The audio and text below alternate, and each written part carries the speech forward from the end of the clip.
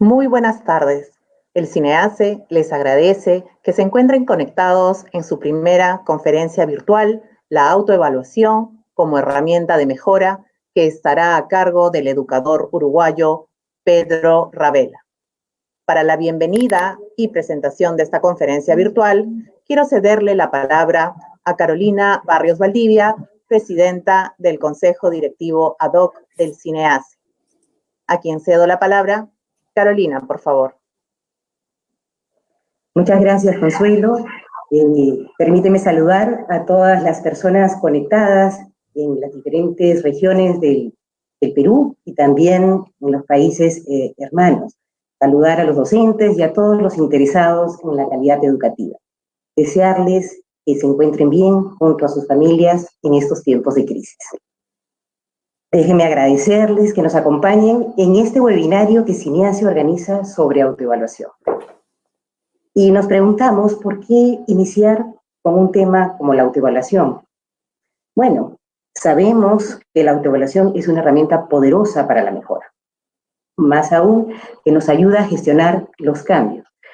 Esos cambios planificados que muchas veces nos proponemos intencionalmente para mejorar. Pero ¿qué pasa? ¿Qué ocurre en tiempos de crisis? Bueno, y tenemos que entender crisis como una situación externa que escapa a nuestro control, que irrumpe y altera o trastoca, ¿no?, los supuestos básicos con los que funcionamos, tal como nos está ocurriendo hoy con el COVID-19. En tiempos de crisis donde reina la incertidumbre, es cuando se vuelve aún más importante la autoevaluación. Lo que está bajo nuestro control justamente es nuestra respuesta, nuestra capacidad de respuesta. Por eso es tan importante esta actitud reflexiva, ¿no?, cuando gestionamos cambios en tiempos de crisis.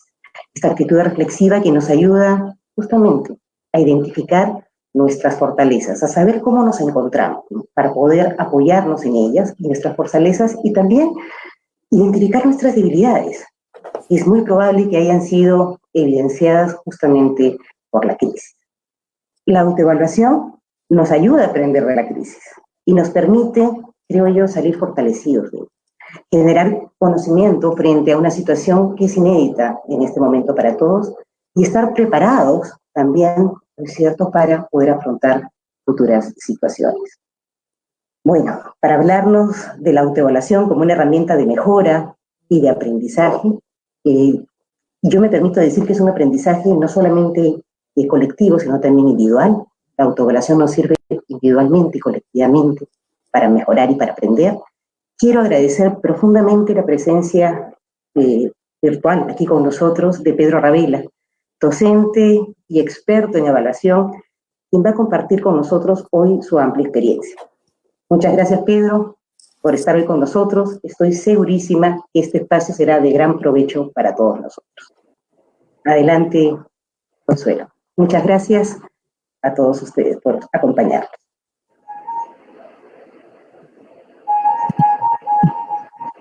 Bien. Muchas gracias, Carolina. Ahora sí, quiero presentarles a nuestro conferencista internacional, Pedro Ravela, quien es profesor de Educación Media en Filosofía del Instituto de Profesores Artigas de Montevideo y también es máster en Ciencias Sociales y Educación de Flaxo en Buenos Aires. Él ha sido director del Instituto de Evaluación Educativa en la Universidad Católica de Uruguay y director ejecutivo del Instituto Nacional para la Evaluación de la Educación del INET en Uruguay. Entre sus publicaciones destacan fichas didácticas para comprender las evaluaciones educativas, cómo mejorar la evaluación en el aula y transformando las prácticas de evaluación a través del trabajo colaborativo. Ahora sí, quiero dejar con ustedes al profesor e investigador Pedro Ravela, a quien dejo con ustedes y cedo la palabra. Muchísimas gracias. Muy bien, muchas gracias. Bueno, muy buenas tardes para todos y para todas. Es un gusto para mí estar con ustedes desde Uruguay. También aquí estamos en situación de emergencia sanitaria.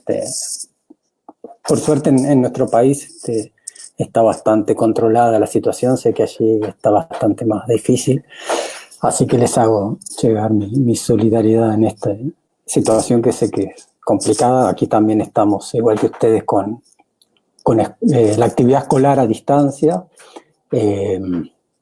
Por ahora no, recién se están empezando a reabrir las primeras escuelas rurales y está planificado lentamente volver a la normalidad. Les agradezco también al CINEACE por la invitación y bueno, espero ayudar y contribuir en algo a la reflexión y al trabajo de ustedes en las escuelas en torno al tema de la autoevaluación. Vamos a hacer un itinerario en 4 pasos. En el primer lugar voy a empezar comentando, explicando algunos conceptos básicos sobre evaluación, algunos conceptos fundamentales que nos ayuden como a enmarcar el resto de la propuesta.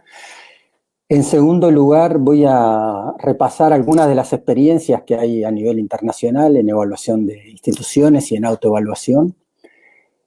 Y en tercer lugar, en ese marco voy a intentar aportar algunas herramientas, ideas, modos de trabajo que ojalá les puedan resultar útiles a ustedes.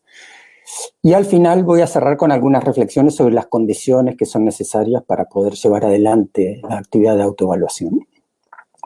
Lo que voy a presentar obviamente va a estar disponible la presentación, pero además esto después va a ir acompañado de un artículo que se va a publicar donde algunas de las cosas que ahora voy a poder solo comentar rápidamente van a estar como más detalladas, van a encontrar allí referencias a los materiales que voy a ir comentando a lo largo de este rato. Entonces, lo primero, para empezar, quiero empezar con una metáfora que es la metáfora de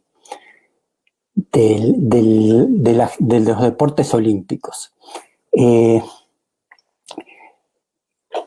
La evaluación, si ustedes piensen en un desempeño de gimnasia olímpica y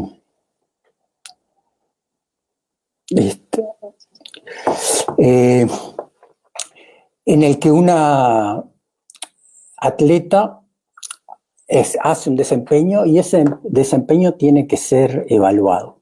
Entonces allí hay 2 actividades que son bien diferentes entre sí. Por un lado hay un jurado que tiene que hacer una evaluación que está dirigida a otorgar los premios, a definir quiénes clasifican y al final de la competencia quienes acceden a las distintas medallas, la medalla de oro, medalla de plata, etc. Y por otro lado, hay otra evaluación que es la que hace el entrenador, que tiene una finalidad distinta. El entrenador no es el que da el premio, sino que es alguien que está allí para ayudar a la persona a hacer mejor su desempeño. Entonces, los 2 propósitos son distintos y los mecanismos que utiliza cada uno de estos evaluadores son diferentes. Si ustedes piensan, el jurado básicamente lo que hace es observar y calificar. Pone puntos, hay un jurado con varios evaluadores y cada uno observa distintos aspectos del desempeño, la gimnasia, el ritmo, la coordinación entre el movimiento y la música, el modo en cómo se cierra el desempeño, etc. Y a cada uno de esos aspectos se los va calificando. Lo que tiene de interesante es que no es, si bien hay subjetividad, y la evaluación siempre tiene un componente de subjetividad que no se puede eliminar, pero lo importante es que los criterios que se van a utilizar son explícitos. Y la chica que ejecuta la gimnasia olímpica sabe perfectamente qué es lo que está siendo observado por el jurado. Ahora bien, fíjense que el entrenador tiene un objetivo distinto y un mecanismo completamente distinto. Si el entrenador le diese puntajes a la chica, le ayudaría muy poco a mejorar. Los puntajes del jurado no le ayudan a mejorar, tienen otra finalidad. Lo que hace un entrenador es ayudar a la chica a darse cuenta de cómo lo está haciendo, a percibir la diferencia de los movimientos y a pensar cómo puede hacerle mejor de otra manera. Entonces, muchas veces cuando confundimos las dos cosas, si queremos ayudar a la chica dándole puntajes, eso no la va a ayudar a mejorar. La tarea del entrenador no es esa, sino que es otra. En educación nos pasa algo similar. Estamos en una situación similar en el sentido que tenemos un desempeño muy complejo de evaluar. Y tenemos dos formas de evaluación que son muy distintas. Una es la evaluación formativa, que es equivalente a lo que hace un entrenador y que tiene como objetivo ayudar a la persona, o en el caso de la evaluación de aprendizaje, ayudar al estudiante. En el caso de la evaluación institucional, que es lo que nos interesa hoy, la evaluación está dirigida a ayudar a la institución, a los equipos de la institución, a darse cuenta cómo están haciendo las cosas y a pensar qué necesitan hacer para mejorarlo. En cambio, eso es lo que conocemos habitualmente como evaluación formativa. En cambio, tenemos otros mecanismos de evaluación que tienen que ver con la certificación, que es el equivalente a lo que hace el jurado. Si bien lo nuestro no es una competencia, en determinados momentos tenemos que evaluar para calificar en qué medida cada estudiante logró el desempeño que se esperaba. Ustedes allí en Perú tienen ahora 4 grandes categorías, ¿verdad? Desempeño destacado, desempeño en proceso, etc.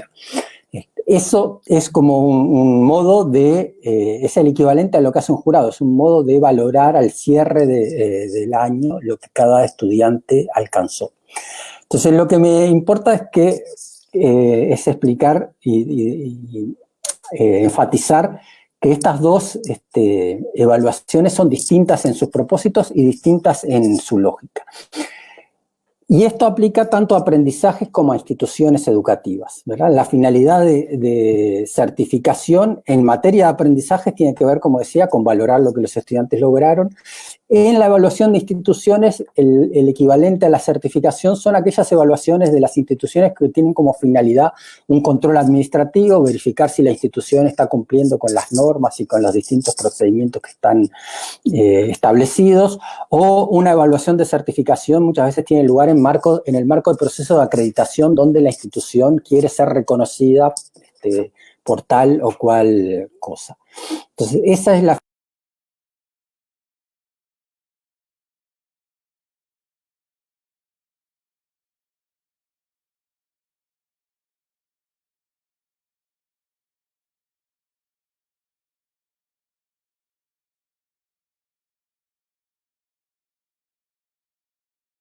cuenta de lo que uno está haciendo o de lo que está logrando, sino a desencadenar procesos de cambio y de mejora en la institución. Entonces es muy importante darse cuenta de que la evaluación formativa no se define ni por el momento, ni por el instrumento que se utiliza, ni por el contenido. Muchas veces utilizamos la vieja distinción entre evaluación diagnóstica, formativa y sumativa, que están como vinculadas a distintos momentos, ¿verdad? La evaluación diagnóstica al principio, la evaluación formativa durante, la evaluación sumativa al final. Pero en realidad la evaluación formativa puede ocurrir en cualquier momento y del mismo modo la evaluación sumativa. Cuando uno hace evaluación durante el proceso, pero está calificando a los estudiantes, está haciendo una evaluación sumativa, no una evaluación formativa. Del mismo modo, cuando uno aplica una prueba, un examen al final de un proceso, lo puede hacer no para calificar, sino simplemente para ayudar a los estudiantes a darse cuenta de lo que lograron. En ese caso, la finalidad es formativa. Entonces, lo que me importa es que lo que define la evaluación formativa y la evaluación de certificación no es en qué momento se realiza, tampoco es el instrumento. Cualquier instrumento yo puedo calificar al estudiante a partir de observarlo en su desempeño cotidiano o a partir de un examen. Y, como ya decía, puedo usar como evaluación formativa lo que observo directamente en el día a día, o puedo usar también un examen final con fines formativos. Tampoco entonces es el foco en los procesos o en los resultados, porque también puedo calificar los procesos o puedo usar el resultado final con fines formativos. Entonces, lo que quiero dejar como sentado y explicado es que lo central es el propósito que tengo y la lógica. Y entonces, lo principal que define ambas es esto, ¿no? Que la evaluación formativa tiene que ver con procesos de retroalimentación y que apelan, por tanto, a la motivación intrínseca. Cuando hace una evaluación formativa, intenta que el estudiante adquiera control de su propio aprendizaje, que aprenda no por la calificación que le voy a dar al final, que es una motivación externa, sino que aprenda por su interés en lo que estamos aprendiendo. Apelamos a través de la evaluación formativa, apela fuertemente a la motivación interna del sujeto, mientras que la calificación de algún modo pone una exigencia externa como lo es la calificación.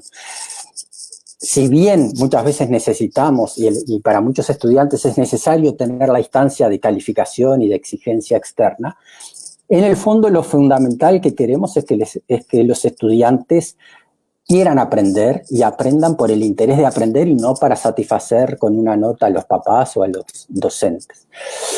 Bueno, esto mismo ocurre en el plano de las instituciones. Lo que caracteriza a la evaluación formativa es que queremos desarrollar la capacidad de aprendizaje y de mejora autogenerada en la propia institución.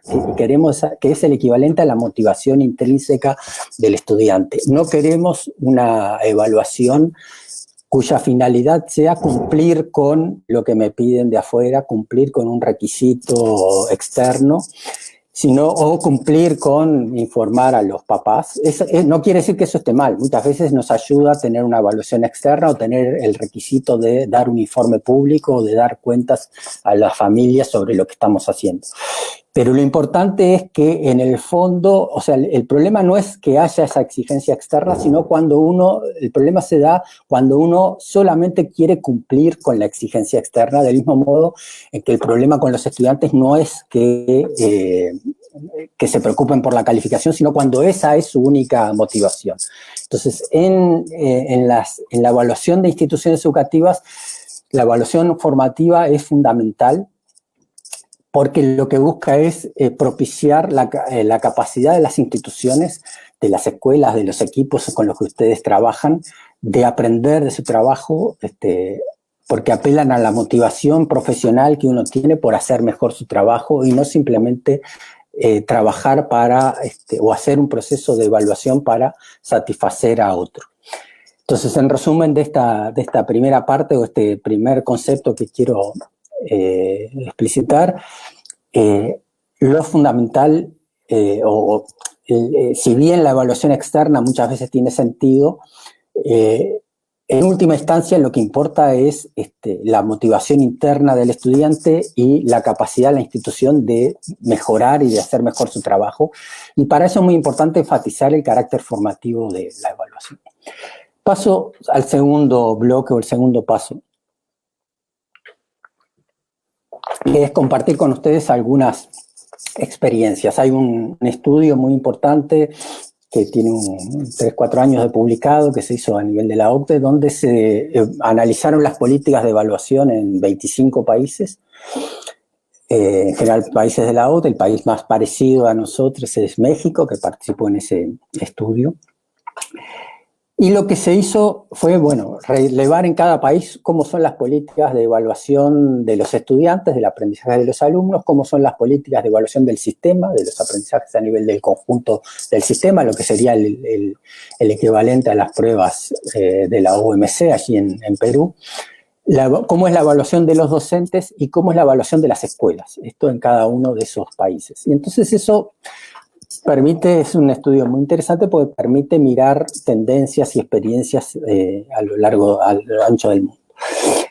Y un poco el estudio lo que muestra es cómo desde fines del siglo pasado se ha ido dando un desplazamiento desde lo que era tradicionalmente las inspecciones o las evaluaciones de los supervisores. En Uruguay siguen existiendo, que es una visita de un inspector que es externo a la escuela, que la visita, mira las aulas, etcétera, y que se supone que va a orientar a los docentes, pero finalmente tiene una finalidad principal de control administrativo, y además hay una calificación para cada docente que es observado y para cada director.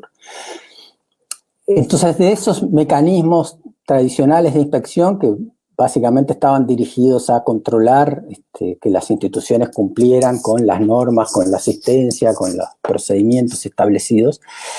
Progresivamente se ha ido pasando a un sistema, primero hubo toda una tendencia a fines del siglo pasado, en la década de los 90, sobre todo a poner el énfasis más en los resultados y en evaluaciones externas, pero que seguían teniendo un fuerte componente de mirada externa orientada a los resultados, y en muchos casos con resultados públicos, al estilo de lo que es la experiencia de Chile con el CIMSE o las experiencias de los rankings en el Reino Unido.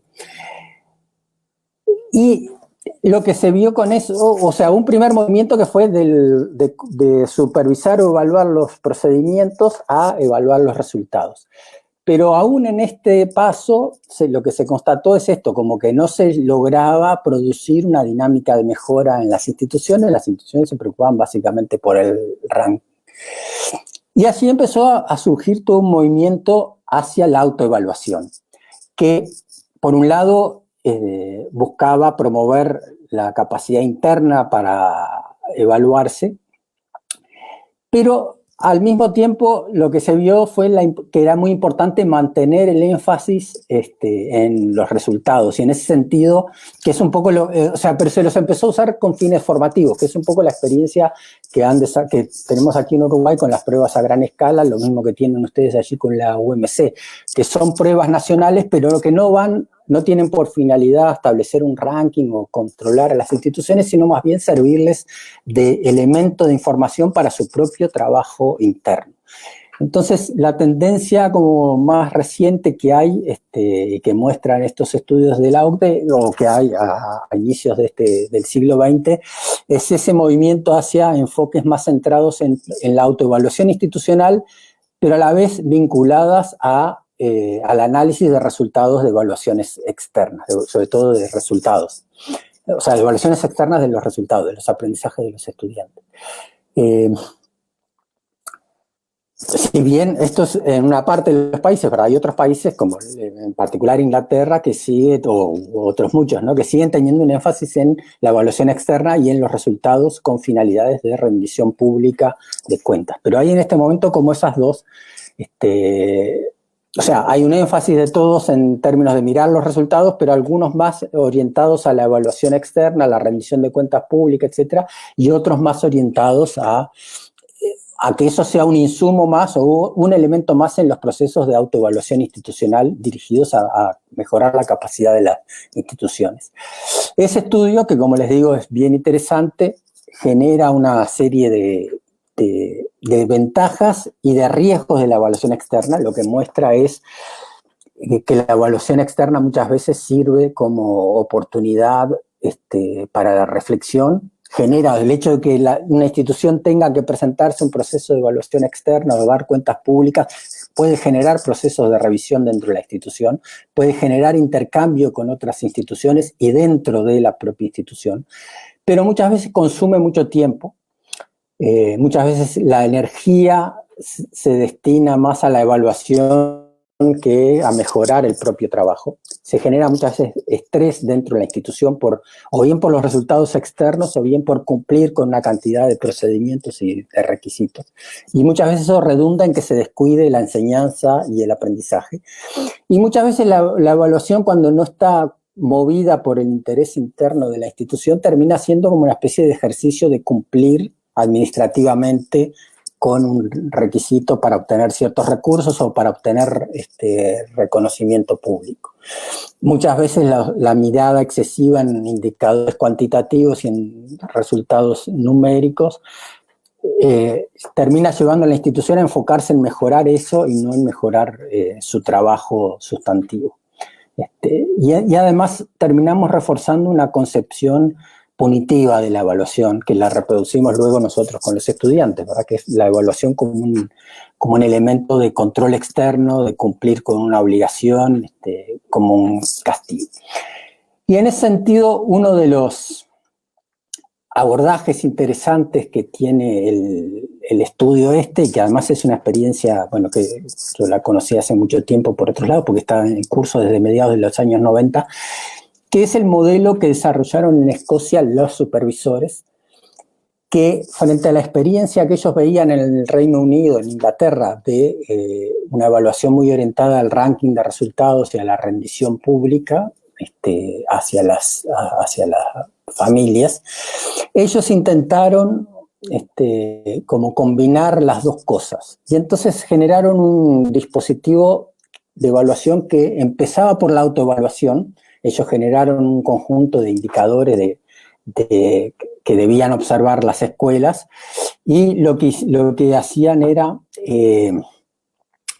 empezar por el proceso de autoevaluación. La escuela empezaba autoevaluándose con dos preguntas clave: ¿qué tan bien lo estamos haciendo en cada uno de los indicadores o aspectos que tenían que ver con enseñanza, con currículum, con acompañamiento a los estudiantes, etcétera, comunicación con las familias? Había una serie de 30 aspectos distintos a mirar. Entonces la escuela empezaba por autoevaluarse y por reunir la evidencia. La escuela tenía que decirse si creían que en cada aspecto, en cuáles creían que tenían principalmente fortalezas, en cuáles creían que había alguna fortaleza, pero también problemas, y en cuáles veían principalmente debilidades.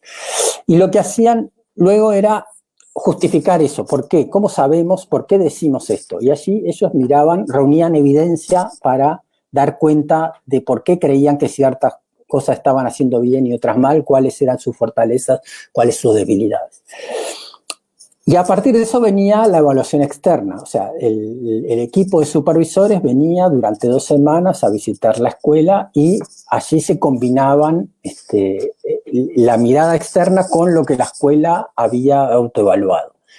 Y la finalidad principal de eso terminaba en planes de mejora. La pregunta es, ¿qué vamos a hacer ahora? Y la escuela entonces tenía, a partir de su autoevaluación y de la mirada externa, tenía que definir un plan de mejora, definiendo prioridades, y a la vez tenía que convocar a las familias para contar lo que habían evaluado y lo que iban a hacer. Pero lo importante de esto es que no era la inspección la que daba a conocer el informe, sino que era la propia escuela. Esto es lo que en el informe de la OCDE se llama rendición de cuentas horizontal, donde uno no da cuentas hacia arriba en modo jerárquico, sino que la propia escuela es la que reporta a las familias su evaluación y los planes de mejora. Creo que es un modo muy inteligente de resolver ese dilema entre evaluación externa y evaluación interna. Y esto da lugar, y así doy un paso más ya hacia el desarrollo de mecanismos de autoevaluación. Esto que tiene en pantalla es una definición de un trabajo de 2 colegas de Uruguay sobre autoevaluación, que también va a estar referido después en el artículo, donde dicen la autoevaluación lo que está dirigida a hacer visible lo cotidiano. Ese es el sentido principal.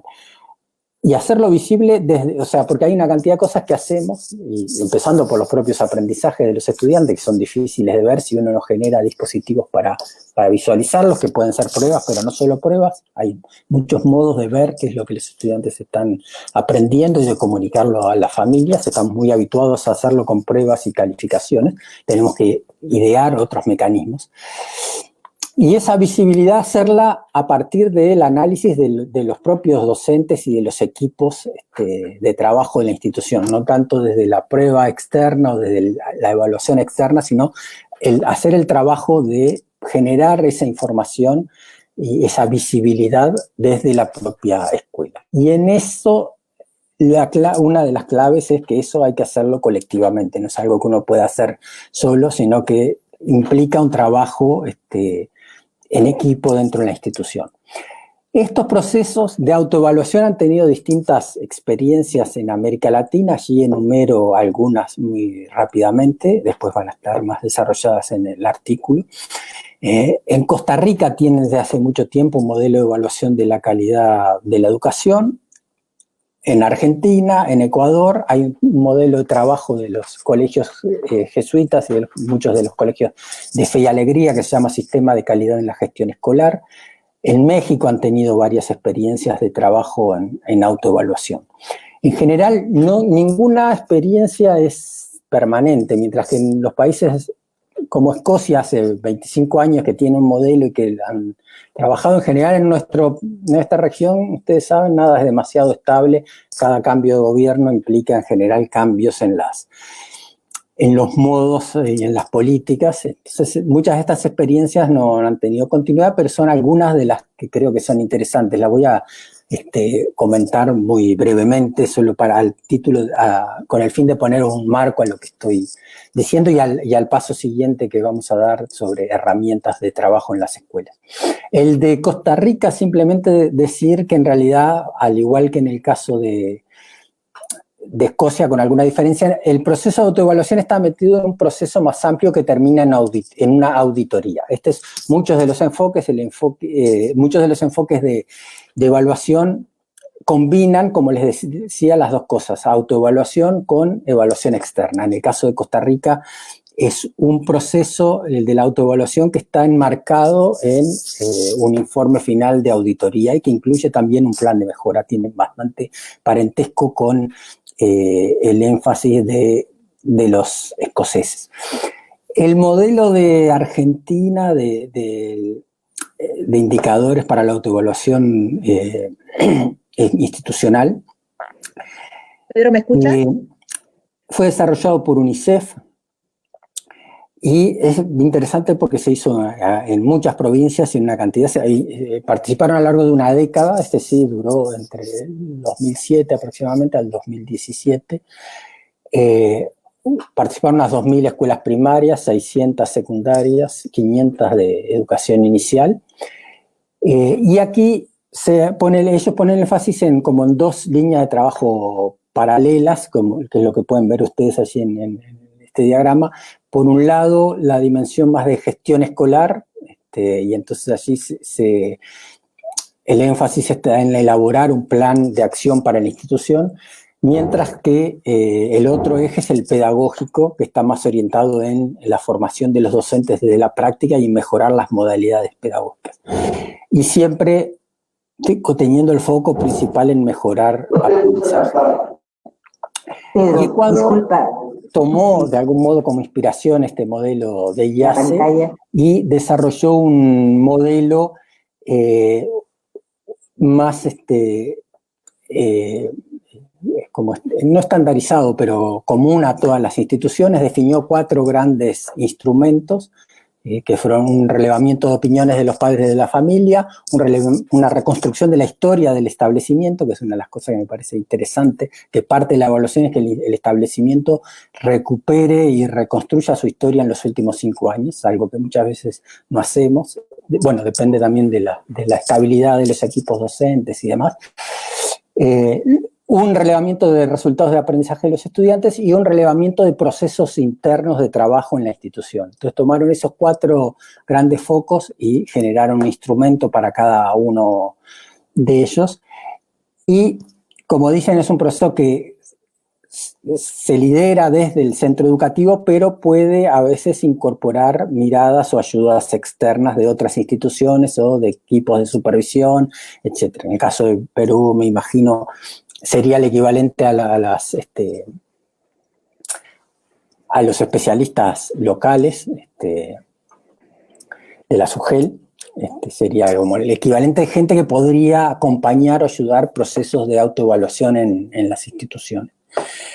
Entonces, con esto, y quiero cerrar esta parte, simplemente decir, bueno, hay diversidad de enfoques y de experiencias, hay muchos que combinan autoevaluación con evaluación externa. A veces eso se hace como parte de un enfoque de calidad.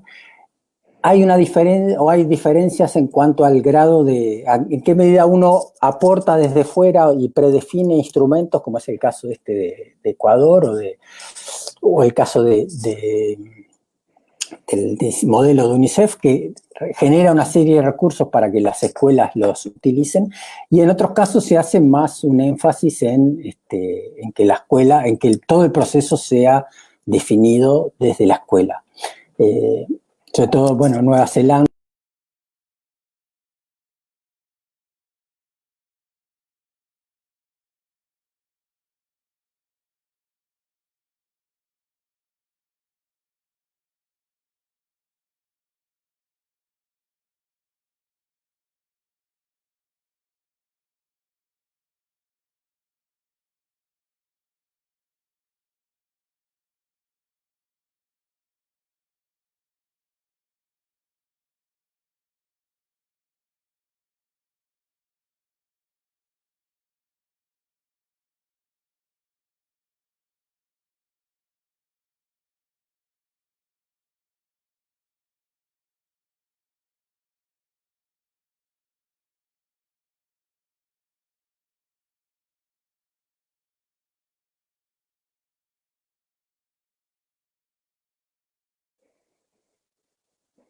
Bueno, qué lástima que no me avisaron antes. Pensé que daba por sentado que estaban viendo la presentación, les pido disculpas. Ok, lo tienen allí. Le estaba comentando, cerrando el enfoque del modelo de trabajo en Ecuador, que les decía, tiene estos 4 instrumentos que tiene allí: las opiniones de los padres de familia, la historia del establecimiento educativo, los resultados de los estudiantes y los procesos internos dentro de la institución. Entonces, lo que estaba diciendo es, tienen, como hay que distintos enfoques que combinan, o distintas modalidades, digamos, de acercarse a la autoevaluación, desde procesos endógenos de la propia institución hasta procesos que son, o sea, la autoevaluación como un requisito externo propuesto por las autoridades o por quien sea. Bueno, allí hay como distintas opciones de política en materia de autoevaluación. Paso ahora entonces a explicar un poquito, a orientar y dar algunas sugerencias de cómo se puede empezar a trabajar en las instituciones y cómo uno puede generar una línea de trabajo de autoevaluación desde la propia institución. Entonces, siempre que uno piensa el diseño de una evaluación, tiene como 4 preguntas centrales, ¿verdad? ¿Qué voy a evaluar? ¿Quién va a evaluar? ¿Cómo voy a hacer esa evaluación? ¿Y para qué lo voy a hacer? Y voy a recorrer esas 4 preguntas como pensando en clave de autoevaluación. Entonces, siempre que voy a evaluar, necesito partir de algún referente. Muchas veces tenemos la idea errónea de pensar la evaluación a partir de los instrumentos. Y cuando pensamos evaluación, pensamos enseguida en que tenemos que elaborar instrumentos. En realidad, el primer paso siempre es definir un marco de referencia. Es decir, alguna definición conceptual, ciertos criterios o indicadores, un conjunto de estándares, o muchas veces el referente puede ser un proyecto, lo que ustedes se proponen hacer en las instituciones. Entonces, ustedes pueden elegir distintos puntos de partida o distintos marcos de referencia desde los cuales mirarse. La palabra referente viene justamente de referencia, y vieron, cuando uno dice el ángulo de referencia o el punto de referencia para medir, es el punto con el cual uno se compara. Entonces, para la evaluación uno tiene que partir siempre de alguna referencia, y ese referente o referencia puede ser distintas cosas, ¿verdad? Puede ser el proyecto que tiene la institución, puede ser estándares externos, puede ser un conjunto de criterios que ustedes definen. Para eso ayuda mucho, y es lo que está en pantalla ahora, que es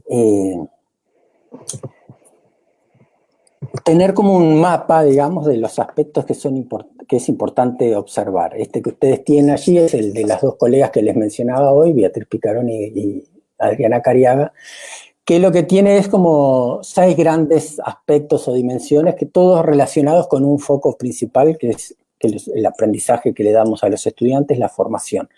Entonces eso es lo que dicen, bueno, podemos mirar los procesos que estamos trabajando en el aula, cómo estamos haciendo nuestro trabajo en el aula. Podemos mirar el clima de la institución, cómo son los vínculos, cómo nos estamos relacionando dentro de la escuela, cómo es nuestro vínculo con la comunidad, cómo nos estamos relacionando hacia afuera, con las familias, con el entorno. ¿Qué recursos tenemos? ¿Qué es lo que tenemos? ¿Cómo utilizamos lo que tenemos? No solo lo que tenemos y lo que nos falta, sino más qué hacemos con lo que tenemos. ¿Por qué? No veo, bueno, no veo mi pantalla ahora.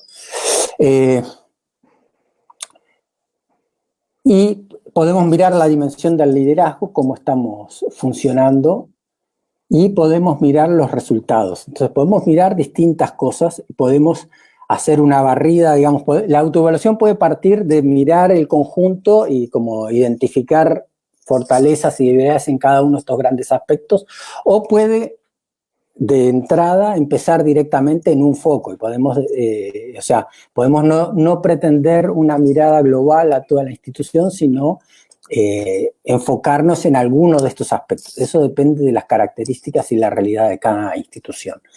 En ese sentido, los compromisos de gestión que ustedes tienen en la norma para el año 2020 constituyen un posible referente para la gestión. Así ustedes tienen como una pequeña síntesis de 5 aspectos clave, ¿verdad? El progreso de los estudiantes en sus aprendizajes, que implica tomar eso como punto de referencia y obviamente conceptualizar y definir qué aprendizajes esperamos, qué es lo que esperamos como aprendizaje. La trayectoria de los estudiantes, en qué medida acceden y permanece, y uno puede eso desarrollarlo en términos de mirar la asistencia, la motivación de los alumnos, etc. El acompañamiento de las prácticas y todo lo que es construcción de espacios de colaboración profesional, que es parte de eso. Todo el vínculo, ya dicho, de la convivencia escolar y de los vínculos, y el aspecto más operativo de las condiciones operativas y en particular en esta situación de emergencia. Entonces uno podría tomar eso como base para pensar un proceso de autoevaluación que abarque estos 5 aspectos. Como decía hoy, puede tomar los 5, puede tomar alguno específicamente según la situación y el momento en el que está la institución. Lo segundo la segunda pregunta es ¿quién evalúa? Entonces allí es muy importante en la evaluación institucional pensar que hay muchos actores que pueden estar involucrados y que no necesariamente no necesariamente tiene que ser el equipo de dirección, no necesariamente todos van a participar. Depende también del tamaño y del tipo de institución. En una institución chica, en el ámbito rural, etcétera, puede ser un pequeño equipo. En algunos casos, incluso, la autoevaluación institucional en realidad debería ser una coevaluación en la que se trabaje con otras instituciones educativas. En una institución mediana, digamos, donde hay 20, 30 docentes, puede haber un equipo de evaluación único. En una institución de educación media, que muchas veces tiene 100 o más docentes, en realidad debería haber varios, no es imposible hacer un único proceso de autoevaluación, se necesita, en ese caso, conformar como distintos equipos y articularlos.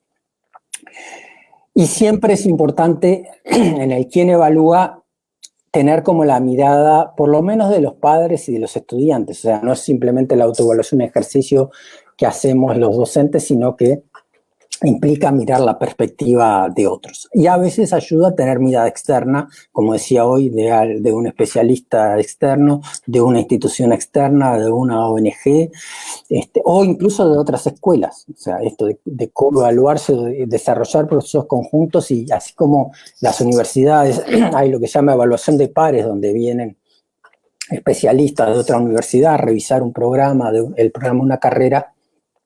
Uno puede pensar eso también como procesos conjuntos de más de una escuela, donde nos embarcamos juntos en un proceso de evaluación y nos visitamos y nos hacemos aportes unos a otros. Entonces, el quién implica muchos actores, y en ese sentido la evaluación es una especie de puzzle, ¿verdad? En el sentido de que, si bien uno habla de autoevaluación, en realidad hay muchos procesos distintos y depende, insisto, en el tipo de escuela y en el tamaño de la escuela. Entonces puede haber procesos distintos, es muy importante tener miradas distintas de distintos actores, y puede haber equipos distintos que evalúan aspectos distintos, es decir, no es un proceso único en el que todos están involucrados en lo mismo. La tercera pregunta refiere al cómo evaluar, a cómo construir evidencia empírica. Y aquí me detengo especialmente en el sentido del término evidencia, porque muchas veces identificamos evaluación con tener instrumentos y generar datos estadísticos o generar indicadores. Y en realidad deberíamos, por eso yo uso mucho y enfatizo mucho el término evidencia, porque la palabra evidencia viene del latín vide, que es ver, y el prefijo que tiene que ver con algo que sale de dentro hacia afuera. Entonces la palabra evidencia tiene que ver con hacer visible, con algo que no se ve, sacarlo afuera para que sea visible. Entonces, ese es el sentido de la información en la evaluación. Son dispositivos que me ayudan a ver algo que no veo habitualmente. Y en ese sentido me interesa como ampliar la noción y decir, hay tres tipos de evidencias principales. Una son los datos, los indicadores numéricos, digamos, los resultados en materia de asistencia, de aprobación de los estudiantes, etc. Ese es un tipo de información que es importante, pero no es el único. Hay un segundo tipo de evidencia fundamental que son las perspectivas de los actores. Cómo ven las familias, cómo ven los estudiantes, cómo ven los distintos grupos de docentes dentro de la institución, cómo ven los funcionarios, que no docentes. Entonces, la evaluación tiene algo, como decía hoy, de puzzle, de reconstruir distintas miradas, de recuperar la subjetividad de los actores. Hay que romper esa noción de que la evaluación reconstruye una realidad objetiva, sino que la evaluación muchas veces lo que hace es reconstruir cómo la realidad es vista y vivida y percibida por los distintos grupos. Y eso es un elemento central en la autoevaluación, hacer visible la subjetividad de los distintos actores. Y por otro lado, la evaluación en tercer lugar, tiene que nutrirse mucho de la observación de lo que ocurre en las aulas, en los espacios comunes, pero no solo allí, sino de observar los tipos de tareas o de propuestas que le hacemos a los alumnos, las producciones de los estudiantes. Hay una cantidad de cosas que son muy difíciles, son difícilmente resumibles en un número, y que necesitamos utilizarlas como evidencia en la evaluación. Entonces allí lo que me parece muy importante es esta tensión que muchas veces hay entre evidencia cuantitativa y evidencia cualitativa. Es muy importante captar que en realidad la información útil para la gestión y para el aprendizaje institucional, para la evaluación institucional, está como a medio camino entre las dos cosas. Entre evidencia cuantitativa, datos, indicadores, algunos pueden ser útiles y necesarios.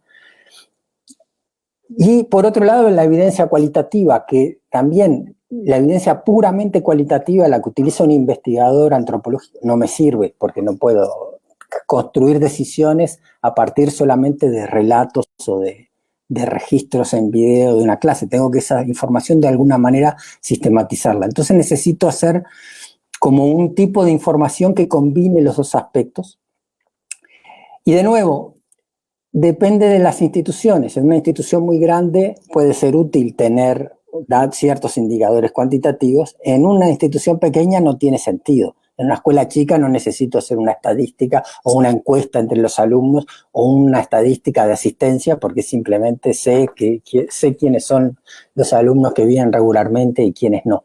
Entonces depende también de la institución el énfasis que le doy a la información cuantitativa o a la evidencia cualitativa. En general uno necesita como articular las dos cosas. Allí tienen ahora en pantalla ejemplos, digamos, de los tres tipos de información, y voy a centrarme en un ejemplo en cada uno. Sobre indicadores cuantitativos, lo importante es que la información tiene que ser útil para la acción. Entonces yo creo que hay que ir más allá de tener datos para saber.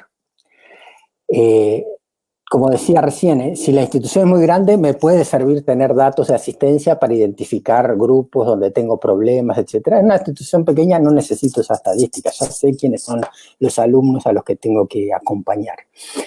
Entonces, un ejemplo de cuadro estadístico que me puede servir útil para la acción sería un cuadro comparativo de calificaciones en secundaria, donde yo pueda mirar calificaciones de distintos docentes y de distintos grupos. ¿Por qué? Porque a veces uno se encuentra que hay alumnos, hay docentes que tienen, todos sus alumnos, todos sus grupos tienen calificaciones bajas, y hay otros, en cambio, que todos tienen buenas. Y a veces cuando uno cruza, ¿por qué los alumnos de este profesor son todos muy buenos y los de este otro son todos muy malos? ¿Y dónde están los matices?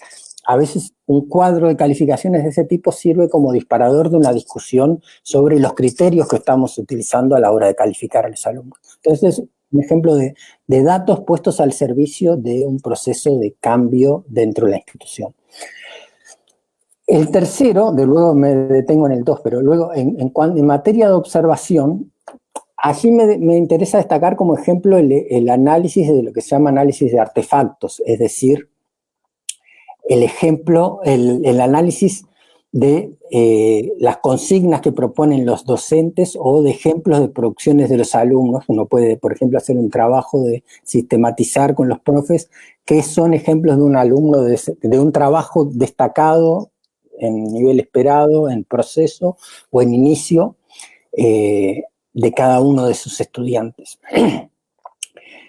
Entonces, también puede ser obviamente la observación en aula, pero depende ahí la magnitud del proceso de autoevaluación, y muchas veces la observación en aula es difícil de implementar y hay que ver además si la hace alguien, ¿no?, desde un equipo de dirección o si se hace entre pares o entre colegas, en fin, hay muchas posibilidades. Simplemente lo que quiero aquí es enfatizar que muchas veces, que observación no solo es sinónimo de ir al aula, sino que muchas veces se puede hacer observación mirando productos que son más fáciles de observar y de compartir, como son tareas producciones de los estudiantes o consignas propuestas para los estudiantes, y uno allí puede discutir a partir de eso qué cosas son evidencias de que los estudiantes están logrando ciertas competencias. Y ahora sí vuelvo al ejemplo del medio, en cuanto a la importancia de tener evidencia sobre los puntos de vista. Y allí, obviamente, de nuevo, si uno tiene una institución muy grande, puede ser útil o necesario trabajar con una encuesta, con preguntas cuantificadas. Pero muchas veces una herramienta particularmente interesante es la del grupo focal, donde lo que hago es armar equipos, grupos de trabajo de entre 6 y 10 participantes para reconstruir los puntos de vista. Pueden ser, en este caso, lo que acabo de poner en pantalla es un grupo focal con familias. Esta fue una escuela, un barrio popular de Montevideo, donde lo que se hizo fue reunir grupos de familias con distintas características. Es muy importante pensar bien los criterios para seleccionar las familias, y lo que se hacía era proponerles un juego de mesa, de eso que uno juega con un dado y avanza con una ficha, y a medida y retrocede, avanza 3, etcétera, vuelve a tirar.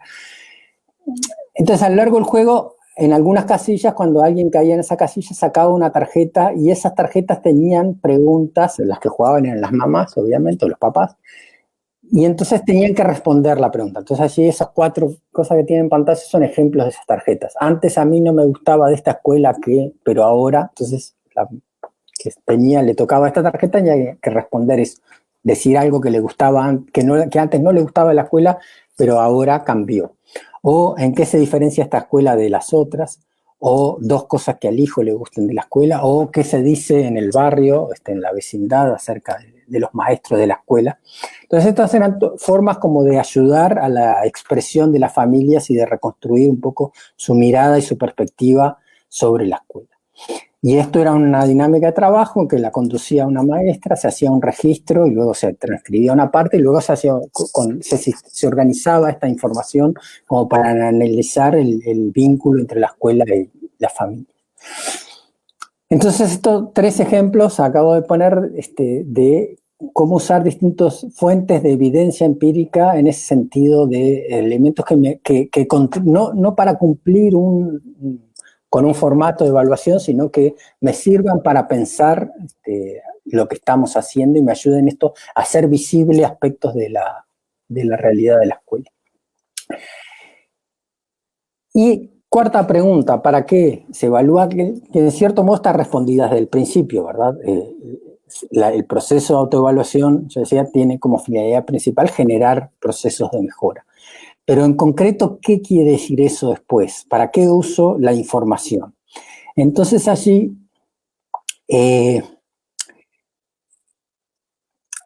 4 usos principales. Es muy importante usar la información como para, si voy a partir de puedo partir, como decía hoy, de una autoevaluación que mire el conjunto de la escuela, o de una autoevaluación que se enfoque en algún aspecto.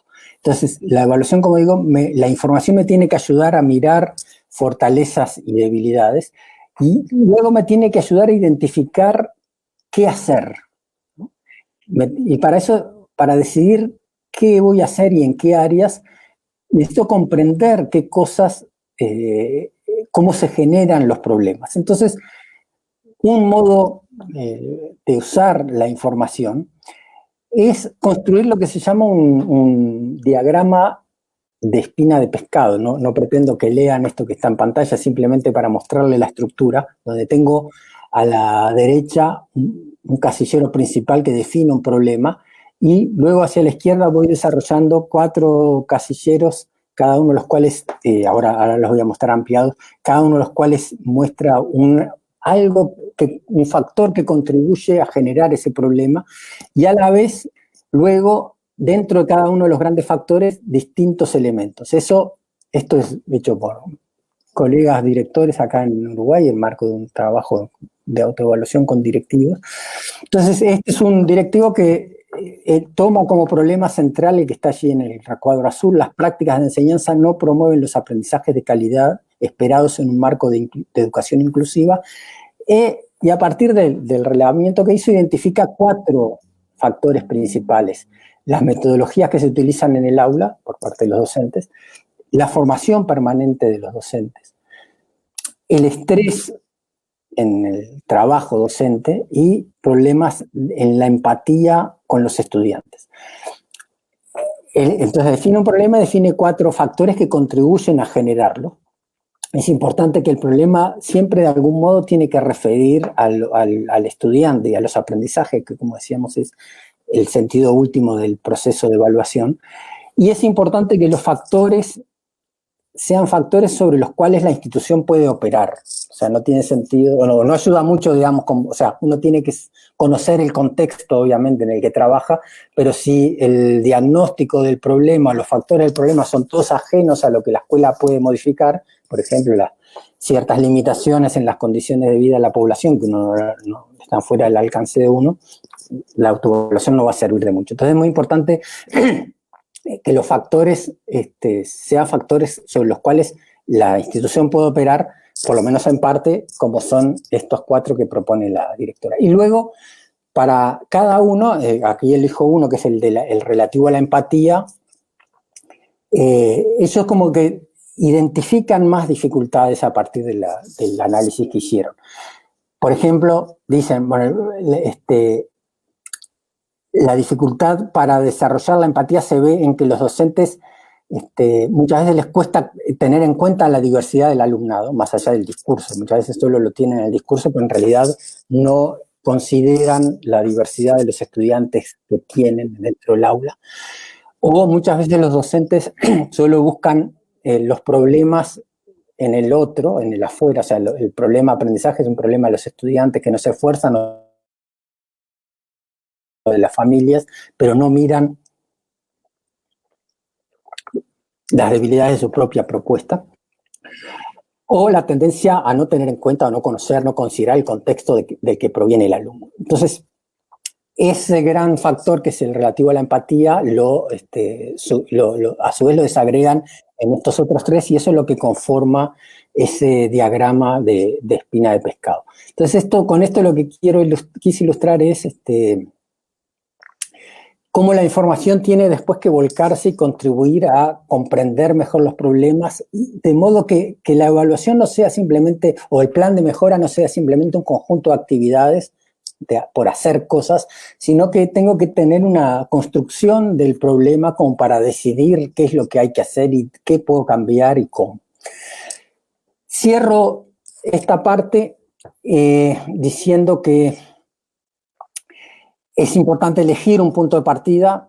Ya lo dije, el punto de partida, o sea, ustedes como directivos tienen que elegir por dónde empezar. Uno puede empezar por volver a un al proyecto educativo institucional si lo tiene, o puede partir por la situación en que estamos de emergencia sanitaria y tomar eso como punto de partida para la evaluación, o puede elegir un área donde ve que hay posibilidades de mejorar y entonces conviene dar al principio pasos cortos y no proponerse algo demasiado ambicioso que genere parálisis. Entonces puede ser útil empezar por un área donde hay motivación de los docentes para mejorar, o puede uno tomar como punto de partida los compromisos de gestión escolar, por ejemplo, y desde ahí iniciar una mirada de autoevaluación, o puede hacer una mirada de 360 grados y tomar un marco como el que les mostré de Picarón y Carriaga y hacer como una especie de barrida, entre comillas, de toda la institución. Entonces depende ahí de cada situación. Obviamente si uno se enfoca puede trabajar en más profundidad o puede uno hacer una barrida general más superficial para después elegir dónde enfocarse. Lo otro es con quiénes empezar, esa es otra decisión clave. Y ahí también depende si uno tiene que pensar si uno va a vincular a todos o a varios equipos, recuerden la imagen del puzzle, o si todos los equipos van a tomar un tema o distintos equipos van a trabajar en distintos temas. Y no necesariamente hay que involucrar a todos, a veces hay que empezar con los que están más motivados y tener grupos con los cuales iniciar la experiencia. Eso a cada uno tiene que ver cómo arma ese puzzle.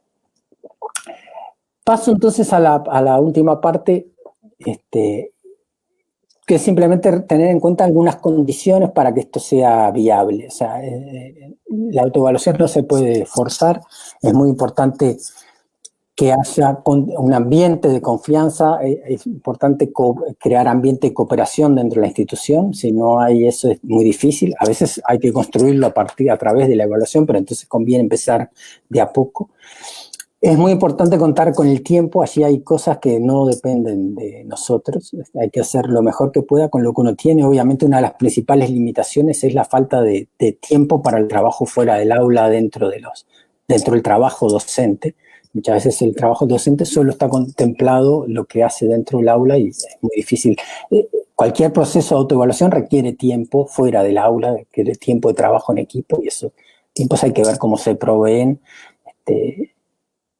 Y eso es muy importante. Es muy importante como condición de viabilidad ir generando una cultura de apertura del aula y de las prácticas, acostumbrarse a mostrarle a otros lo que hago y cómo lo hago. Muchas veces la docencia es un mundo muy cerrado, nadie quiere que vean cómo uno trabaja dentro del aula. El contexto actual de emergencia sanitaria tiene una de sus oportunidades, es que genera mucho más intercambio porque las clases virtuales las puede ver otra gente, es mucho más fácil invitar a un colega que vea mi clase, las clases que estoy dando las están mirando, nadie sabe quién, las familias, o están siendo grabadas muchas veces por los estudiantes. Las consignas, las tareas que estamos proponiendo a los estudiantes a distancia son mucho más visibles para todos, se pueden compartir, entonces ahí hay todo un espacio propicio en este momento para eso.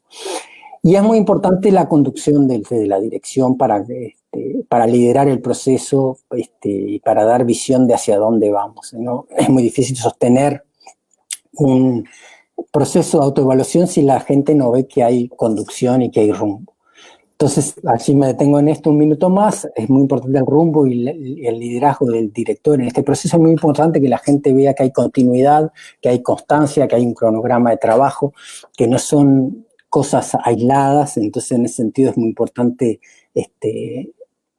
generar algo que sea asequible para la comunidad, no proponerse algo demasiado ambicioso que luego sea frustrante. Y es muy importante el trabajo de construir memoria, de registrar acuerdos. Muchas veces tenemos muchas reuniones, discutimos muchas cosas y nadie pasa en limpio y no hay memoria ni proceso acumulativo en lo que se va trabajando.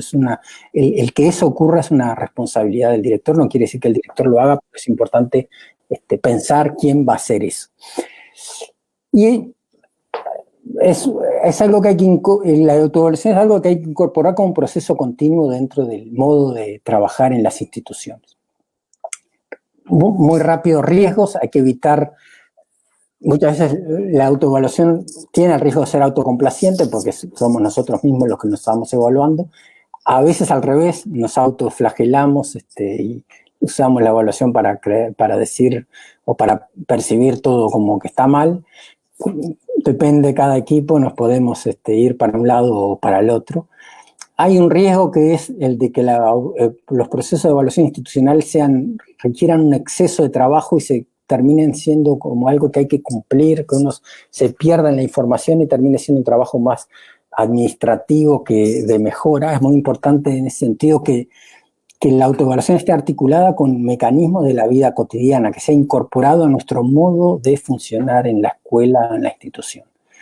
Y hay que tener cuidado con no perder el foco siempre en los aprendizajes de los estudiantes.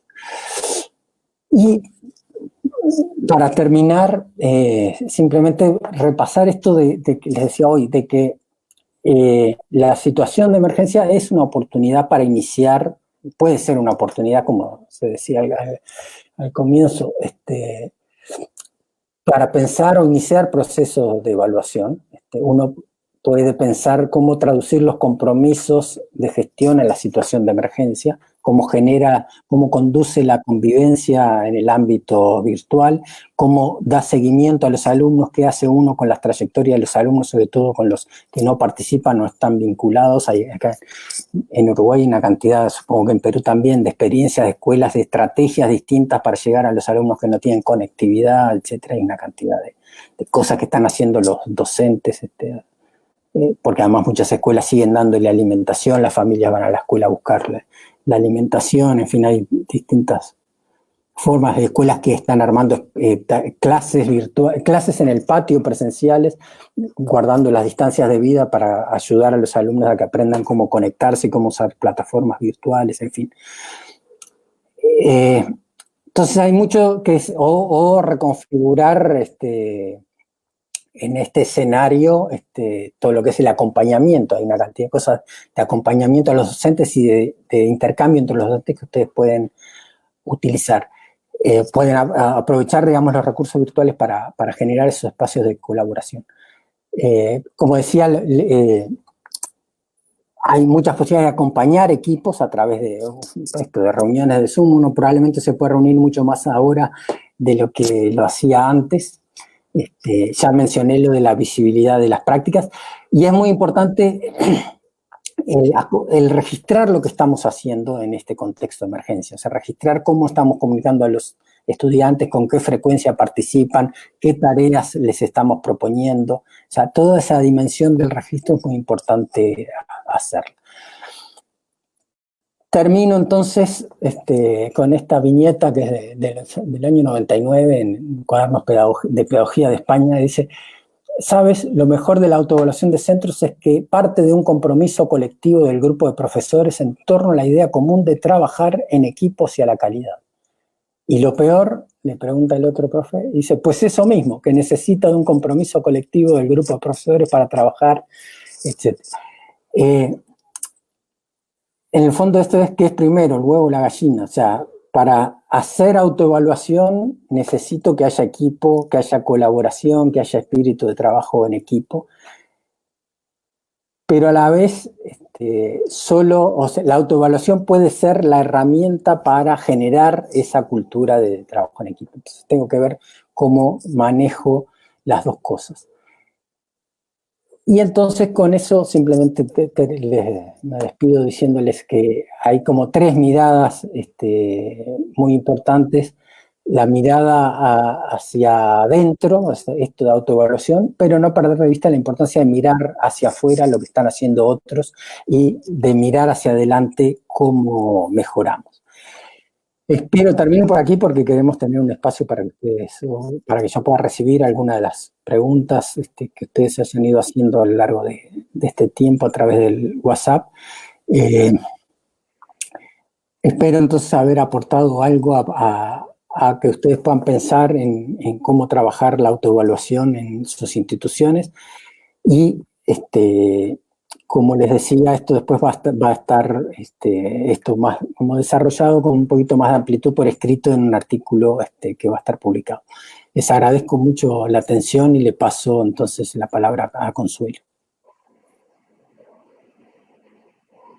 Bien, les damos las gracias a Pedro Ravela y efectivamente no se desconecten de la transmisión porque en este momento le voy a dar pase a nuestro coordinador de la Dirección de Evaluación y Acreditación de la Educación Básica y Técnico-Productiva del CINEACE, Luis Velázquez Cárdenas, quien va a moderar este momento y le va a hacer algunas preguntas a Pedro Ravela que ustedes nos han dejado a través del Facebook institucional.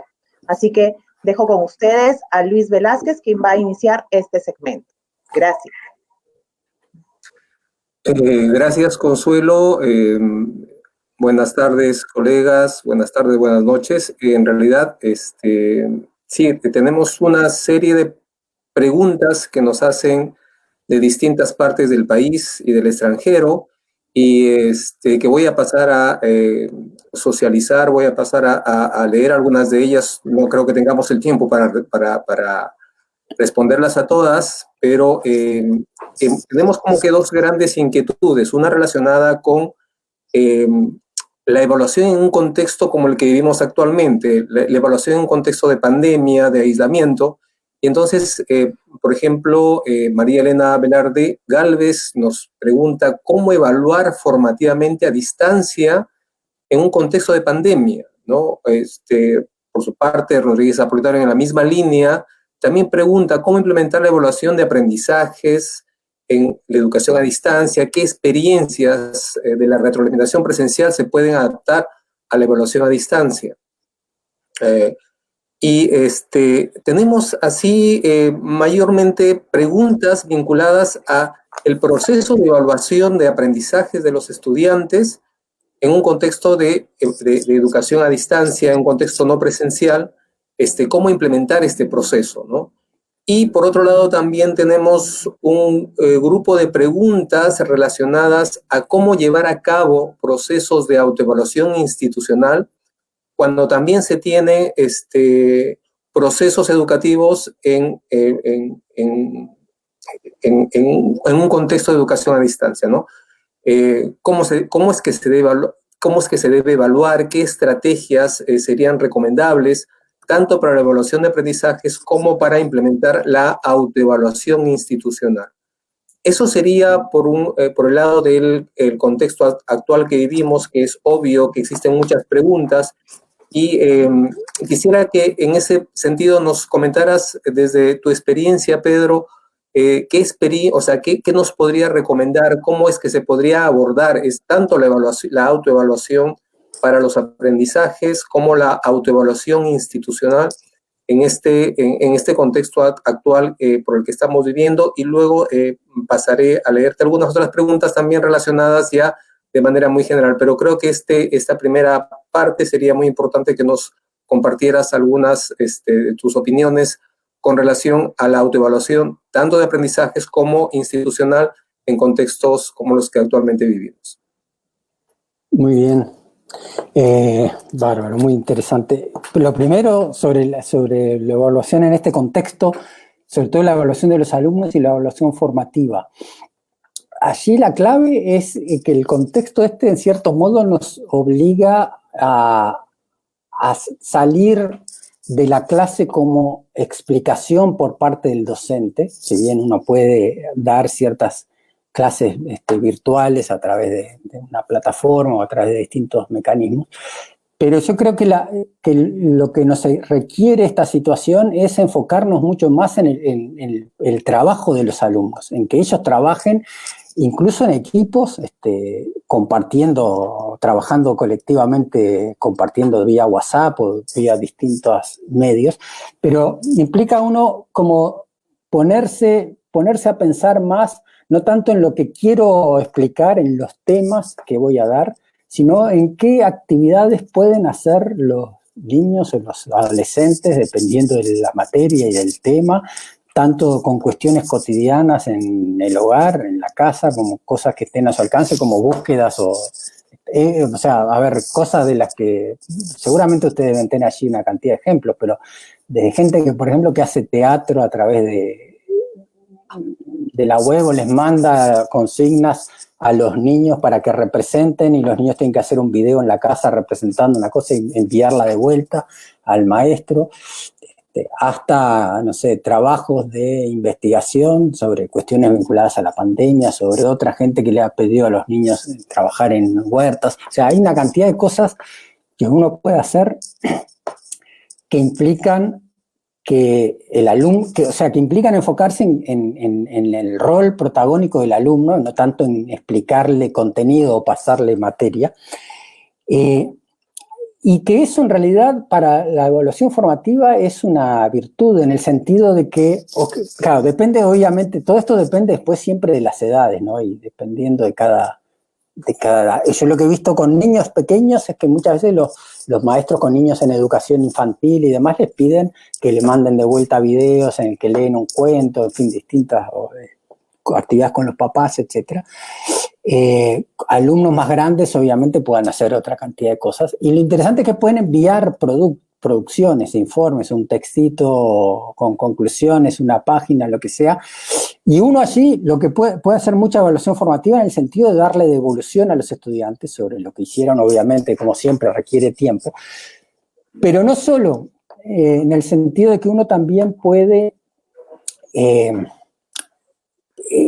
hacer devolución en el sentido de coevaluación. O sea, uno puede asignar, hay algo que yo uso mucho que le llamo revisión cruzada cuando trabajo en modalidades semipresenciales, que consiste en que armo equipos y donde cada uno arma un trabajo, una producción, y luego la tienen que revisar otros. Antes de que me llegue a mí, la revisan entre ellos y se hacen sugerencias de mejora entre ellos. Entonces hay mucha actividad que yo creo que uno la puede, que la situación actual en cierto modo facilita ciertas cosas en el sentido de que uno puede visibilizar producciones. Obviamente no puede evaluar al niño en el sentido, no voy a poner a tomarle lección a cada niño y no los voy a observar actuando como los puedo observar en clase, pero sí puedo hacer evaluación a partir de sus producciones y sus trabajos. Creo que mi visión es que en esta situación como que con más razón la calificación queda como en segundo plano. Yo creo que en general no es importante, salvo en el nivel superior. Entonces creo que hay que enfatizar más las motivaciones y el trabajo propio de los niños, más que ponerlos a trabajar por una nota. Y en cuanto a la autoevaluación institucional en este contexto, vuelvo sobre lo que decía. A ver, yo creo que la base es, primero, tener un buen registro de lo que estamos haciendo, con qué frecuencia, o sea, a invitar a cada docente a registrar sus actividades con los alumnos, qué alumnos se incorporan y cuáles no, y bueno, ahí sale una primera rama de la evaluación, que es qué hacemos con los con los alumnos que no los tenemos incorporados a este proceso. Y lo segundo, para mí, de lo que uno puede hacer como evaluación institucional es el de ponernos a trabajar en la revisión conjunta de qué le estamos proponiendo a los estudiantes. O sea, yo creo que tanto en el sentido de que si hay clases virtuales es mucho más fácil, o sea, es mucho más fácil, a ver, que un colega me invite a participar en su clase, en Zoom o en la plataforma que sea, y yo puedo entrar a verlo, que lo puedo hacer, algo que no puedo hacer habitualmente cuando estoy en el liceo, porque, bueno, puedo tener limitaciones de horarios y demás, pero quiero decir, se abre ahí una ventana de posibilidad. Pero sin llegar a ese punto, hay mucho trabajo que se puede hacer a partir de justamente de esas tareas o esas propuestas que les estamos haciendo a los estudiantes, empezar a compartirlas entre los docentes. Y hoy uno puede generar un trabajo de evaluación institucional en el sentido de intercambio y de análisis colectivo de las tareas y de las propuestas para los estudiantes. Y de las dos cosas anteriores, del registro de actividades y de lo que hacemos con los estudiantes, surge para mí un tercer punto de autoevaluación, que es el de comunicar a las familias. Es muy importante en este contexto comunicar a las familias no solo lo que atañe a su hijo, y seguramente cada docente le comunica a las familias lo que le está pidiendo a los alumnos que hagan y demás, pero también hay mucho de cómo uno hace un informe, digamos, de autoevaluación en el sentido de que las familias sepan en el conjunto de la escuela qué es lo que está haciendo, cuántos alumnos están participando, en fin. Bueno, vuelvo a ti, Luis.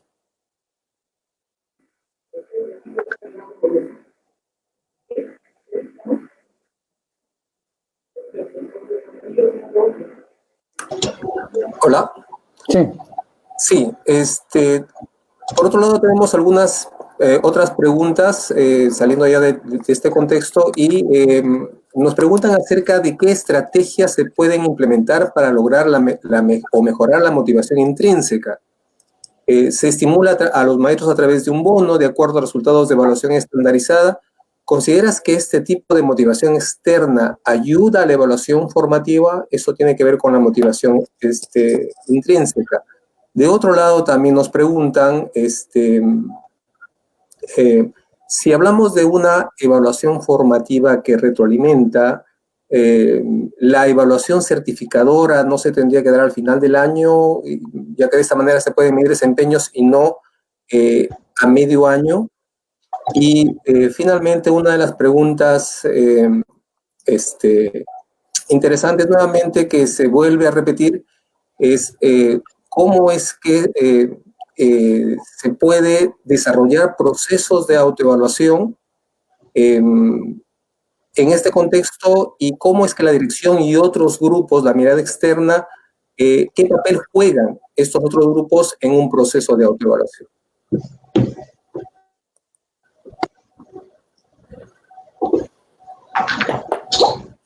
¿Estoy yo? Sí. Ok.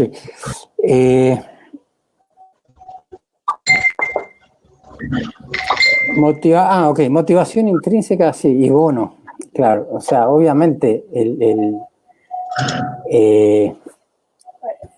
la política del bono, o sea, obviamente no apela a la motivación externa, sino interna, digo, básicamente es un incentivo externo, y en realidad la motivación interna en el trabajo docente tiene que ver con el desarrollo profesional, con la existencia de trabajo, de intercambio con otros, con lo que a mí, pues en general, la fuente de motivación externa en la docencia, de motivación interna, perdón, es el trabajo que hago con los estudiantes, poder hacer mejor mi trabajo. Oigo, no hay un micrófono abierto, me parece, porque... Y bueno, la parte, digamos... Bueno, tú finalmente vas a querer... Entonces, obviamente, el bono no es una motivación externa. La motivación intrínseca en la docencia viene de otros lugares que tienen que ver con la profesión y con el vínculo con los estudiantes. En cuanto al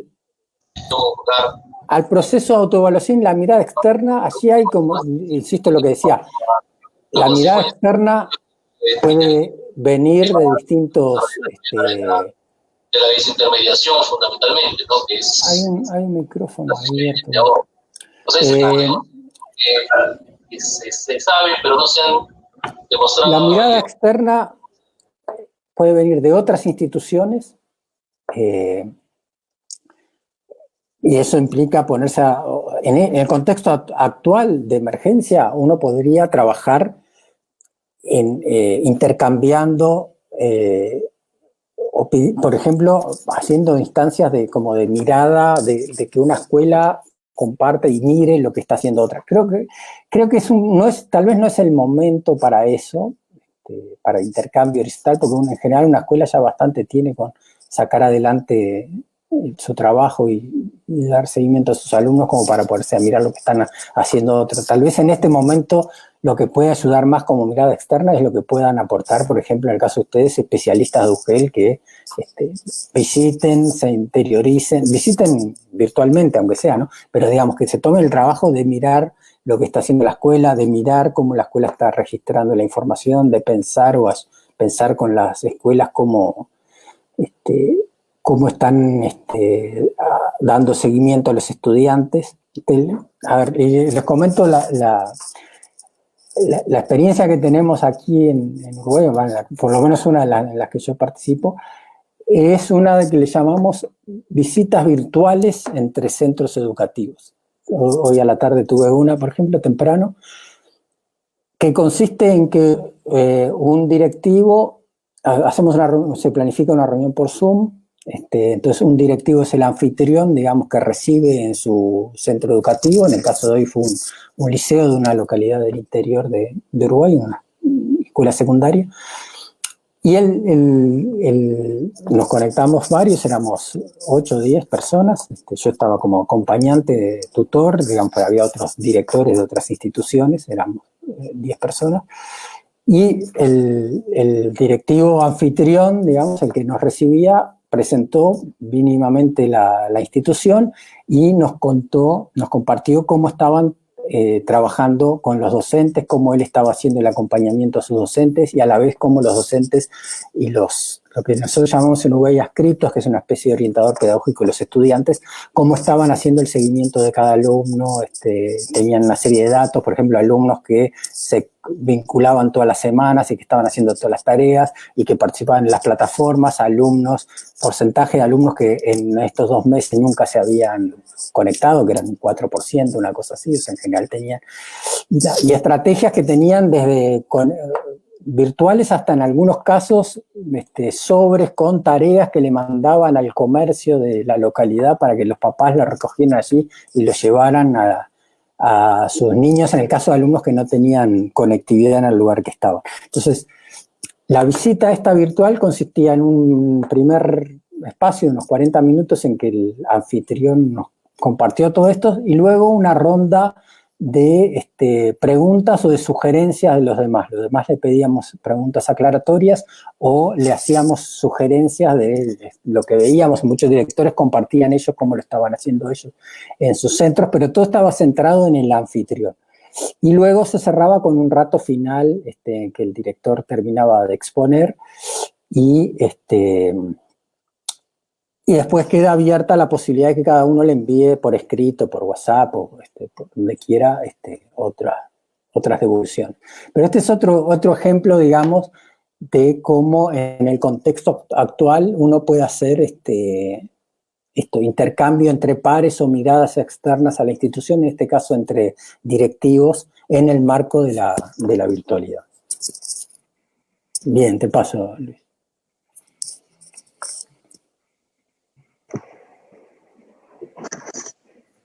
Bien, le damos las gracias a Pedro Ravela por tan extraordinaria exposición y también por haber respondido las consultas que ustedes nos han dejado a través de nuestro Facebook institucional.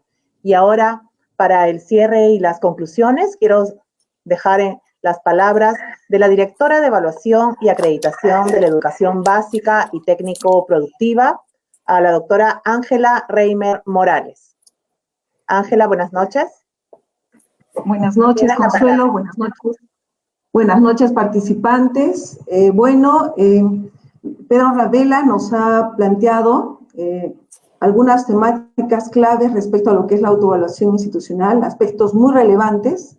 En primer lugar, nos ha recordado a todos nosotros como comunidad profesional docente de que la autoevaluación es parte y debe ser parte de nuestra vida cotidiana en la institución educativa. Y qué mejor aún en el contexto que nos encontramos como país, en esta situación de emergencia, donde como colectivo profesional tenemos que reflexionar sobre las estrategias que estamos implementando, evaluar su impacto y a partir de ellos plantear mejoras continuas. Ha enfatizado en 3 aspectos muy importantes. Nos ha recordado que la autoevaluación demanda de que como colectivo profesional, como institución, tengamos claridad respecto a para qué, es decir, cuál es la finalidad de la autoevaluación, que implica responder a un proceso de mejora continua en búsqueda de la calidad, asegurando un servicio educativo de calidad. En segundo lugar, nos plantea y dice, no solamente es importante reconocer la finalidad, sino también el referente de calidad que estamos tomando para poder comparar y contrastar nuestros avances. Y en tercer lugar, nos releva la temática referida a las evidencias. Es decir, poner explícitamente los avances que vamos desarrollando como institución educativa.